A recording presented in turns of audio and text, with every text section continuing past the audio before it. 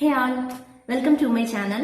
லாஸ்டா வந்து 8 weeks ஒரு அப்டேட் கொடுத்திருந்தேன். அதுக்கப்புறம் வந்து எந்த ஒரு வீடியோஸ்மே என்னால அப்லோட் பண்ண ஸோ நெக்ஸ்ட் அப்டேட் என்ன ஆச்சு, இந்த பிரெக்னன்சி கண்டினியூ ஆச்சா இல்லை என்ன அப்படிங்கிற மாதிரி நிறைய பேர் இப்போ வரைக்கும் எனக்கு நிறைய இன்ஸ்டால மெசேஜஸா இருக்கட்டும் இல்லை இதுல வந்து கமெண்ட் செக்ஷன்ல கேட்டுட்டே இருக்கீங்க. ஸோ அந்த அப்டேட் தான் இந்த வீடியோல நான் தரப்போறேன். லாஸ்ட் எங்களுக்கு வந்துட்டு 8 weeks இருக்கும்போது ஹாஸ்பிட்டல் போயிட்டு வந்தால அகைன் ஒரு 1 week கழிச்சு நெக்ஸ்ட் ஒரு ஸ்கேனும் பிளட் டெஸ்ட் பார்க்கலான்னு வர சொல்லியிருந்தாங்க. ஸோ நானே ஹஸ்பண்டும் நெக்ஸ்ட் வந்துட்டு ஒரு ஜூலை 25th இருக்கும்னு நினைக்கிறேன். அகைன் ஹாஸ்பிட்டல் போயிருந்தோம். ஹாஸ்பிட்டல் போயிட்டு ஃபர்ஸ்ட் ஸ்கேன் எடுத்தாங்க. ஸ்கேன்ல எந்த இம்ப்ரூவ்மெண்ட் இல்லை, சேம் அதே மாதிரி தான் இருந்துச்சு. 8 weeksக்கு அப்புறம் 9 weeksக்குள்ள growthமே இல்லை. growth வந்து 6 weeks 2 daysோட அப்படியே ஸ்டாப் ஆயிடுச்சு. ஸ்கேன் பார்த்துட்டு டாக்டரால ஒரு டிசிஷன் எடுக்க முடியல. ஏன்னா பிளட் டெஸ்ட்ல என்னோட எஸ்டிஜி லெவல் அகைன் வந்து இன்க்ரீஸ் ஆகிட்டே இருந்ததால ஃபைனலா டாக்டர் வந்து ஆகஸ்ட் 1 இன்னும் ஒரு 1 week அப்புறமா ஆகஸ்ட் 1 வந்து வாங்க, அதுல நம்ம கன்ஃபார்ம் பண்ணிக்கலாம். ஃபைனல் டிசிஷன் வந்து அதோட நம்ம எடுத்துக்கலாம். ஏன்னா அதுக்கு மேலேயும் வந்து எந்த இம்ப்ரூவ்மெண்ட் இல்லாம போனா இந்த பிரெக்னன்சி கண்டினியூ பண்ண முடியாது, அது உன்னோட ஹெல்த்துக்கு தான் ரிஸ்க் அப்படின்னு சொல்லியிருந்தாங்க. ஸோ நான் வந்துட்டு எனக்கு ஃபுல்லாமே நம்பிக்கை எல்லாமே போயிடுச்சு. ஏன்னா growth வந்து 9 weeksக்குள்ளதும் இல்ல, ஹார்ட் பீட்டும் வரலன்னு சொல்லும்போது எனக்கு அது மாதிரி ஹெச்சிஜியோட லெவலும் வந்து டபுள் ஆகல. ஸோ இந்த மாதிரி கொஞ்சம் கொஞ்சமா இன்க்ரீஸ் ஆயிட்டு இருந்தனால எனக்கு நம்பிக்கை இல்லை.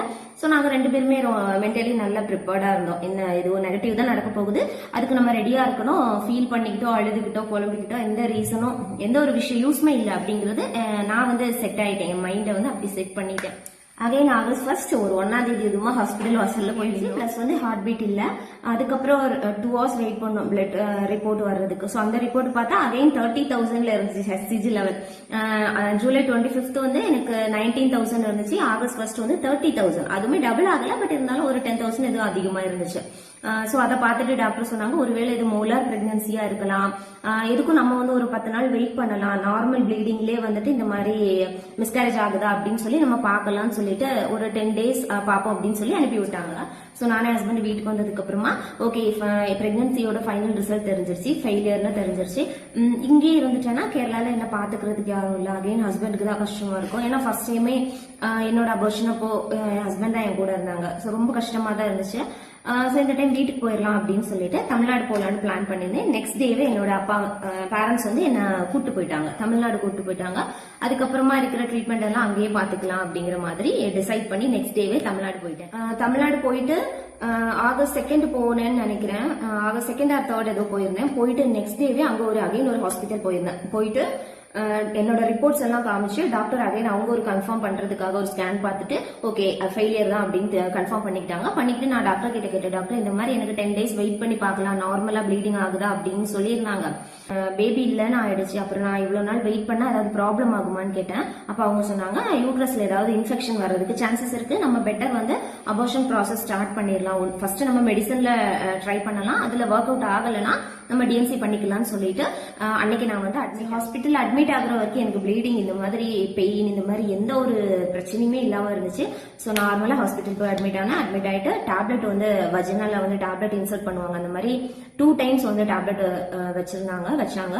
ஸோ அதுலேயே எனக்கு ப்ளீடிங்லேயே எல்லாமே வந்துட்டு அவுட் ஆயிடுச்சு, எல்லாமே வெளியே வந்துடுச்சு. ஸோ அப்படி வெளியே ஆல்மோஸ்ட் 4 days வந்து நான் ஹாஸ்பிட்டல் அட்மிட் ஆனேன். 4 days அட்மிட் ஆக வேண்டிய ரீசனே கிடையாது. பட் பிரைவேட் ஹாஸ்பிட்டல்ல இந்த மாதிரிப்பட்ட சுச்சுவேஷன்ஸ் வந்து அவங்களுக்கு ஏற்ற மாதிரி அவங்க யூஸ் பண்ணிப்பாங்க. அதனால வந்து ஃபர்ஸ்ட் டேவே நான் அட்மிட் ஆன அன்னைக்கு சும்மா ட்ரிப்பை போட்டு மெடிசன்ஸ் மட்டும் ஏற்றிக்கிட்டே இருந்தாங்க, டேப்லெட் எதுவுமே வச்சு விடல. நெக்ஸ்ட் டே ஈவினிங் தான் வந்துட்டு எனக்கு டாக்டர் என்ன டைரக்டா பார்த்து ஸ்கேன் பார்த்து அகைன் வந்து டேப்லெட் வந்து ஃபர்ஸ்ட் டோஸ் வந்து அந்த மாதிரி வஜைனால வந்து வச்சு விட்டாங்க.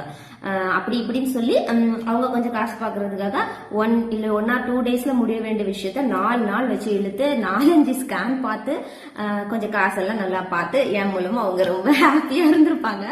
எப்படியோ 4 நாள்ல இதோட இந்த வலி எல்லாமே முடிஞ்சிருச்சுல அப்படிங்கிற ஒரு சாட்டிஸ்பாக்சன் இருந்து ஓகே யூட்ரஸ்ல இருந்து உள்ளே இருந்தா நமக்கு தான் பிரச்சனை, ஃபியூச்சர் பிரெக்னன்சியா இருக்கட்டும் இல்ல நம்மளோட ஹெல்த்தா இருக்கட்டும், அந்த விஷயத்துல ஓகே இவ்வளவு காசு செலவானாலும் கிளியரா எல்லாமே முடிஞ்சிச்சுல அப்படிங்கிற ஒரு நிம்மதியோட 4 நாளைக்கு அப்புறம் வீட்டுக்கு வந்து டிஸ்சார்ஜ் ஆயிருக்கு.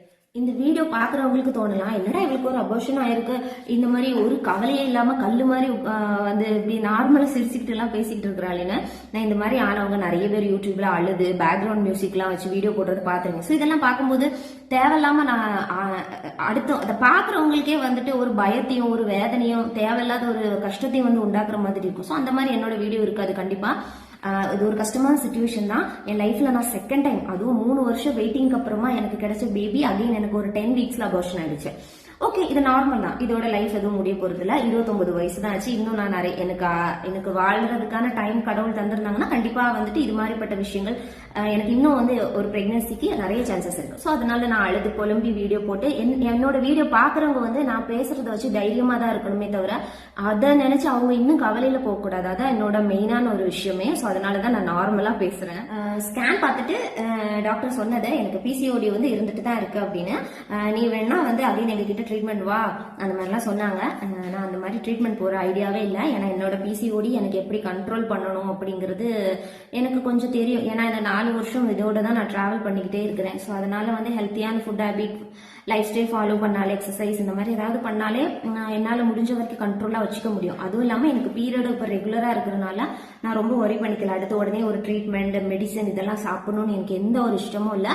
நான் கண்டிப்பாக அது பண்ணவும் மாட்டேன். நான் ஹெல்த்தியாக எப்பவும் போல நல்ல ஒரு லைஃப் ஸ்டைல் ஃபாலோ பண்ணாலே என்னால் கண்டிப்பாக கண்ட்ரோல் பண்ண முடியும் அப்படிங்கிற ஒரு ட்ரஸ்ட் இருக்கு. முக்கியமான விஷயம், பிசிஓடி இருந்தால் நேச்சுரலாக கன்சீவே ஆக முடியாது. ஐயோ கன்சீவ் ஆகுறது ரொம்ப பிரச்சனை, ட்ரீட்மெண்ட்ல ஃபுல் டைம் மெடிசன் சாப்பிட்டு இந்த மாதிரியெல்லாம் இருந்து பண்ணினாதான் கன்சீவ் ஆக முடியும், இந்த மாதிரி எல்லாம் ஒரு மித் இருக்கு. பட் அப்படிலாம் கிடையவே கிடையாது. அதுக்கு நான் ஒரு பெரிய எக்ஸாம்பிள். ஏன்னா நான் என்னோட பிசிஓடியை வந்து கண்ட்ரோல் பண்ண, என்னைக்குமே இது கியூர் பண்ண முடியாது 100%, பட் அது நம்ம கண்ட்ரோல் பண்ணலாம். அது என்னோட லைஃப் ஸ்டைல், எக்ஸசைஸ் இந்த மாதிரிப்பட்ட விஷயங்கள்ல நான் கண்ட்ரோல் பண்ண. பீரியட் வந்து ரெகுலர் ஆச்சு. அண்ட் என்னோட எக் க்ரோத்தே இல்லாம இருந்துச்சு. ஸோ அது வந்து நான் நேச்சுரலாவே எனக்கு எக்கோட க்ரோத் வந்து வர்ற மாதிரி என்னோட லைஃப் ஸ்டைல் வந்து என்னச்சு ஹெல்த்தி ஆக்கிடுச்சு அந்த மாதிரி. ஸோ அதெல்லாம் ஃபாலோ பண்ணி தான் நான் வந்துட்டு கன்சீவ் ஆனேன். அப்படி இருக்கும்போது கண்டிப்பா பிசிஓடியோட ஃபைட் பண்றவங்களுக்கு உங்களுக்குமே நிறைய சான்சஸ் இருக்கு நேச்சுரலா கன்சீவ் ஆகுறதுக்கு. ஸோ அபார்ஷன் ஆனதும் நிறைய பேர் வந்து அட்வைஸ் தருவாங்க, உடனே அடுத்த பேபிக்கு ட்ரை பண்ண அந்த மாதிரி. ஸோ இந்த மாதிரி யாராவது அட்வைஸ் தந்தா கண்டிப்பா அதை வந்து சும்மா இங்க வந்து கேட்டுக்கோங்க, இங்க மைண்ட்ல வந்து ஏத்திக்காதீங்க. ஏன்னா நெக்ஸ்ட் பேபிக்கு நம்ம ட்ரை பண்றதுக்கு முன்னாடி மென்டலி, பிசிக்கலி நம்ம வந்து ரொம்ப ஸ்ட்ராங்கா, ரொம்ப ஹெல்த்தியா இருக்கணும். அதுதான் முக்கியமான விஷயம். திருப்பி ஒரு ஸ்ட்ரெஸ்ல இருந்துட்டு 2 மாசத்துல உடனே கிடைச்சிடும், இல்ல 1 மாசத்துல ட்ரை பண்ணிடலாம், அது அப்படியெல்லாம் நினைச்சு பண்ணோம்னா கண்டிப்பா வந்து அந்த ஸ்ட்ரெஸ்ஸும் டென்ஷனுமே வந்துட்டு நெக்ஸ்ட் இந்த மாதிரி ஒரு சுச்சுவேஷன்ல நம்மளை கொண்டு விடுறதுக்கு சான்சஸ் இருக்கு. ஸோ என்னோட விஷயத்துல நான் ஒரு 6 மாசத்துக்கு ரொம்ப ஃப்ரீயா ஹாப்பியா இருக்கணும்னு நினைச்சிருக்கிறேன். ஏன்னா நான் வந்துட்டு இந்த பிரெக்னன்சில 5 கிலோ வெயிட் கெயின் பண்ணிட்டேன். ஸோ அந்த வெயிட் லாஸ் பண்ணணும். உடம்பளவுல எனக்கு மனசளவுல இருந்த வேதனையை நான் வந்துட்டு ஈஸியா இப்ப நான் மறந்துட்டேன். பட் எனக்கு உடம்புல இருந்து நான் அனுபவிச்ச வேதனை ரொம்ப. ஸோ அந்த பெயின் எல்லாம் எனக்கு மாறி நான் கொஞ்சம் ஹெல்த்தி ஆகணும். மென்டலி நான் இப்போ ஓகே, பட் பிசிக்கலி நான் இன்னும் ஓகே ஆகணும். என்னோட லைஃப்ல இந்த செகண்ட் டைம் இந்த பிரெக்னன்சி லாஸ்ல ஃபெயிலியர்ல முடிஞ்சிருந்தா கூட எனக்கு நிறைய பாசிட்டிவான நம்பிக்கை தந்துட்டு போயிருக்கு. என்னன்னா எனக்கு வந்து டியூப்ல பிளாக் இல்லை. ஏன்னா ஃபர்ஸ்ட் டைம் எனக்கு எக்டோபிக் ஆனதுனால செகண்ட் டைம் எனக்கு வந்து எக்டோபிக் தான் ஆகுங்கிறது 90% ஒரு அந்த மாதிரிலாம் சொல்லியிருந்தாங்க. நிறைய பேர் பேசி கேட்டிருக்கிறேன். டாக்டரே வந்து லைட்டா சொல்லுவாங்க நெக்ஸ்ட் டைம் இந்த மாதிரி ஆக சான்ஸ் இருக்கு, அந்த மாதிரி எல்லாம் பயமுறுத்தி விடுவாங்க. சோ அந்த மாதிரி நினைச்சிருந்தேன். அப்படி இல்ல, எனக்கு வந்து டியூப் எல்லாமே நார்மலா இருக்கு அப்படிங்கிற ஒரு நம்பிக்கையை தந்திருக்கு. பிளஸ் வந்துட்டு என்னதான் பிசிஓடியோட இருந்தாலும் எனக்கு வந்துட்டு நேச்சுரலா நான் கன்சீவ் ஆகுறதுக்கு சான்ஸ் இருக்கு அப்படிங்கிற 2 பாசிட்டிவான விஷயத்தை எனக்கு வந்து தந்திருக்கு. ஸோ நான் அதுலேயே ரொம்ப ஹாப்பி. போனது எல்லாமே முடிஞ்சது, எல்லாமே முடிஞ்சிருச்சு, அவ்வளவுதான். நெக்ஸ்ட் நம்ம ஹாப்பியா இருந்தாதான் அடுத்து நம்மளோட லைஃபை வந்து ஹாப்பியா நம்மளால கொண்டு போக முடியும்.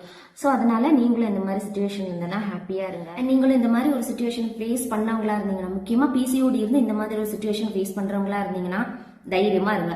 நடந்ததெல்லாம் நடந்துருச்சு, அவ்வளவுதான். ஏன்னா அதுக்கு அடுத்து இதை நினைச்சே ஃபீல் பண்ணிட்டு இருந்தா ஃபியூச்சர்ங்கிற ஒரு விஷயம் வந்து பெரிய கொஸ்டின் மார்க்கா தான் ஆகும்.